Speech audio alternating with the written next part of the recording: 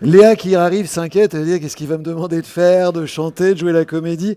Léa, vous nous plongez en plein cœur d'un projet entrepreneurial familial, la création d'une salle de réception en pleine nature. Racontez-nous, on est curieux de savoir. Merci. C'est allumé, oui. Bonjour à toutes et à tous. Déjà, merci d'être présents aujourd'hui. Pour moi, c'est un honneur d'être aux côtés de 29 femmes aussi inspirantes, toutes plus les unes que les autres. C'est même compliqué peut-être de se sentir légitime d'être là, mais c'est un réel honneur pour moi. Pour vous raconter un petit peu d'où je viens, donc je m'appelle Léa, j'ai 24 ans. J'ai grandi à Flancourt-Crécy en Roumois. Je vous l'accorde, ça ressemble à un mot compte double au Scrabble ou à un bon exercice d'éloquence, mais c'est mon petit havre de paix. J'ai la chance, il y a 13 ans, que mes parents aient décidé de rénover un vieux corps de ferme pour en faire des gîtes. J'ai grandi là-bas, des touristes, des amis, de la famille venaient. Vraiment notre petit paradis où on a créé de nombreux souvenirs. Une fois les études terminées, enfin le lycée, ce n'était que le début, il a fallu choisir quoi faire. Pas simple. Mais j'ai un trait de caractère qui me caractérise plutôt bien. Et une personne que j'affectionne beaucoup m'a dit un jour, Léa, toi ton problème, c'est que tu rentres dans une pièce, il y a plein de portes, tu vois de la lumière dans la première, tu rentres par curiosité, et il y a de la lumière dans l'autre, tu ressors, tu vas dans l'autre, et ainsi de suite. Je pense que la curiosité est un des gros points qui m'anime au quotidien et me permet de faire plein de choses et vivre plein d'aventures comme vous allez le voir. Une fois le baccalauréat en poche, j'ai voulu tester un DUT sur Rouen, ça m'a pas plu, j'ai arrêté. Je suis partie travailler un petit peu en banque, quelques mois, et par hasard, je suis tombée sur une école dans la tech sur Paris. Autant vous dire que la tech à Flancourt, on n'en parlait pas du tout, et encore moins pour les femmes. Je suis partie étudier à Paris, dans le monde de la tech, un univers plutôt très masculin. Et un honneur pour moi de tomber dans une promotion où pour la première fois, on était un tiers de femmes. J'ai fini mes études, mais entre deux, on m'a proposé de faire l'alternance. J'avais le choix, alternance ou entrepreneuriat. Ayant grandi entourée d'entrepreneurs, d'artisans dans ma famille, vous vous doutez bien, j'ai sauté le pas de l'entrepreneuriat avec des amis. Ça n'a pas fonctionné. Peut-être pas le bon moment, pas la bonne idée, pas les bonnes personnes, un manque de maturité aussi sûrement, mais j'ai testé par curiosité. Et derrière, il a fallu trouver une alternance. À ce moment-là, mes parents avaient besoin d'aide pour lancer un projet. Et une fois de plus, ma curiosité a pris le dessus. On m'a toujours dit, travailler en famille, c'est très compliqué. C'est le risque de casser des liens, de plus jamais pouvoir après avoir une relation familiale aussi saine qu'avant. Et là, j'ai découvert un duo formidable avec ma maman. Sa résilience, son savoir-faire, son expertise. Et moi, mon côté plus innovant peut-être, la capacité à gérer tous les réseaux sociaux, tous les outils digitaux aujourd'hui dont on a besoin. Ma mère aurait tout autant eu sa place aujourd'hui ici que moi. Une femme dans le bâtiment il y a 30 ans, autant vous dire que c'était pas simple du haut de ses 20 ans. Elle m'a énormément inspirée.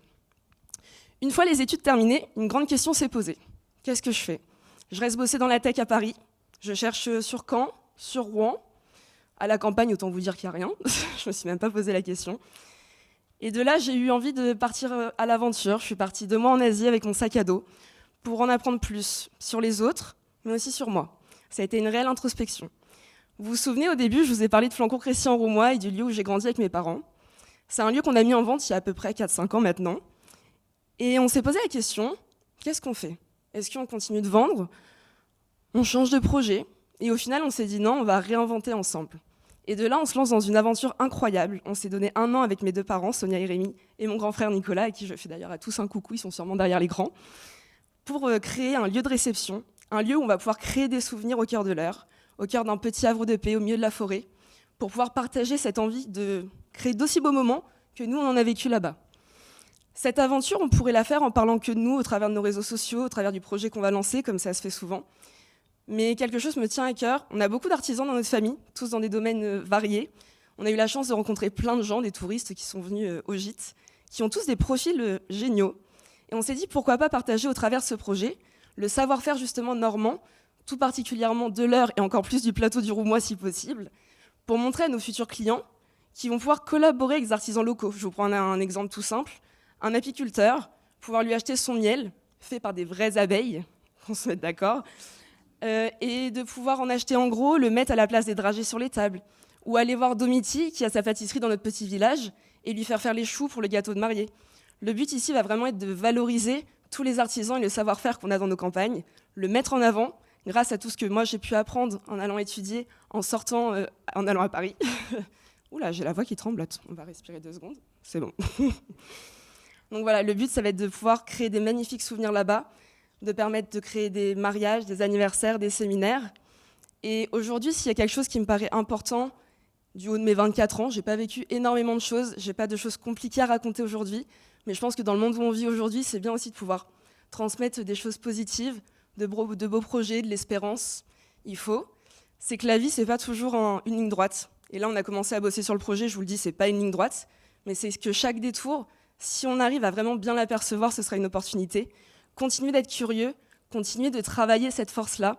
Comme je dis toujours, la curiosité, c'est comme une boussole. Elle vous donnera jamais le bon chemin, mais par contre, ça vous laisse une chose qui sera sûre pour toujours, c'est qu'il y a plusieurs chemins à prendre et vous avez le choix d'en prendre différents. Donc continuez, osez, testez et surtout transmettez. Dès que je pourrai, je le fais un petit peu aujourd'hui au final, mais transmettez à votre entourage, continuez de leur donner ce que vous avez appris et faites rayonner tout ça. Et n'hésitez pas à suivre l'aventure, il va y avoir plein de travaux, plein de choses. On est sur les réseaux sociaux aussi, la ferme de Fourges un peu partout. Donc voilà, rejoignez-nous dans l'aventure, merci, bienvenue à bord et passez une merveilleuse fin d'après-midi. Merci Léa. Merci. Et bonjour la famille, si je comprends bien. Cette salle, c'est alors mariage, séminaire. Vous allez donc participer avec les séminaires, entre autres, ou les mariages, à l'attractivité territoriale du Roumois et du département de l'Eure. Ça, c'est déjà important. Vous pouvez recevoir combien de personnes ? Alors, à terme, on pourra accueillir 150 personnes assises dans l'orangerie. Ouais. Et dans les couchages, du coup, nos gîtes vont se transformer. On aura 35 couchages sur place. Donc, les gîtes deviennent obligatoirement, quand ce sera ouvert, en lien avec l'activité de réception. Peut-être hors période, en saison creuse, ça restera des gîtes pour permettre aux personnes qui viennent tous les ans de pouvoir continuer de profiter du lieu. Mais ça deviendra des couchages, du coup, pour la salle. Donc là, on en est aux travaux, là, aux prémices. Là, on n'en est même pas aux travaux. Les travaux commencent le mois prochain. Avec donc des artisans du coin, je suppose. Totalement. On a la chance d'avoir pas mal d'artisans, et puis dans le bâtiment notamment, dans la famille. Donc on va travailler aussi avec des personnes de notre famille, mais aussi plein de jeunes qu'on a découverts au fur et à mesure des années autour de chez nous qui vont venir intervenir, donc c'est chouette. Et ensuite, donc ouverture quand pour les premiers mariages et séminaires ? Officiellement, si tout va bien, pour mai 2026.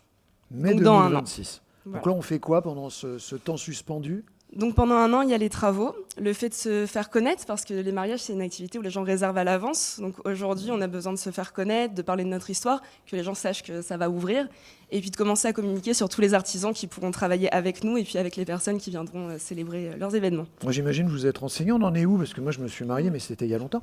C'est combien de temps avant aujourd'hui que les gens réservent ? Plusieurs années à l'avance ? Alors étonnamment, donc, le projet où j'ai travaillé en alternance, c'était déjà dans l'événementiel. On a rénové une grange dans le Calvados. Donc aujourd'hui, globalement, c'est 1 an et demi à l'avance. Ah ouais. Mais on en a des fois des demandes 3 ans à l'avance. Bon, faut pas changer d'avis après. C'est hein. ça. Ah bon, là, écoute, la salle est... Voilà. On va pas se séparer, la salle est réservée. Exactement. Après, on a versé les arts. On peut faire une grosse fête pour fêter d'autres choses, sinon. Mais bon. Vous avez 24 ans, disiez-vous. Hein. Tout à fait. Qu'est-ce que vous avez l'impression de faire là ? Vous assurez votre plan de carrière ou c'est une étape dans la vie et il y en aura d'autres ? C'est une étape et il y en a d'autres parce que du coup, je viens du monde de la tech dans mes études, c'est un monde que j'affectionne. Donc je vais continuer à mon compte de faire des missions en auto-entrepreneur en parallèle pour accompagner justement les artisans de ma région dans leur communication, marketing, etc. Donc j'ai pas envie de laisser ça sur le côté, j'aime vraiment. Et comme je dis, là, c'est un projet quand même à long terme parce que c'est un très gros projet où je vais être la seule à travailler dessus en opérationnel. Donc ça va prendre beaucoup de temps, mais la vie, c'est plein de projets. Ma mère a eu 40 vies, donc je pense qu'on peut en avoir 40. Et le jour où il faudra faire autre chose, la petite lumière le dira quand il faudra. Et pour ceux qui se posent la question, je les entends penser d'ici, la tech, mais qu'est-ce qu'elle fait exactement ? Alors qu'est-ce que je fais exactement ? Alors initialement, j'accompagne les entreprises pour les aider à utiliser des nouveaux outils digitaux, à insérer dans leur méthode quotidienne au travail. Ou ça peut être, il y a l'IA aujourd'hui qui est en train de se développer énormément, donc ça peut être les aider à l'implémenter, les former aussi, parce qu'il y a un gros besoin de formation dans le monde digital. Donc c'est très polyvalent. Moi, je suis spécialisée en marketing, mais comme j'aime bien dire, je suis un mouton à 5 pattes, donc je m'adapte un petit peu à tout ce qui touche au monde de la tech. Très bien, dans le Roumois et aux alentours. Et aux alentours. Et puis partout, quand il faut. Maintenant, on peut faire beaucoup de choses à distance, mais si je peux le faire dans le Roumois, ça aura davantage de sens. Merci beaucoup. Merci. Bonne journée. Merci à vous et à la famille.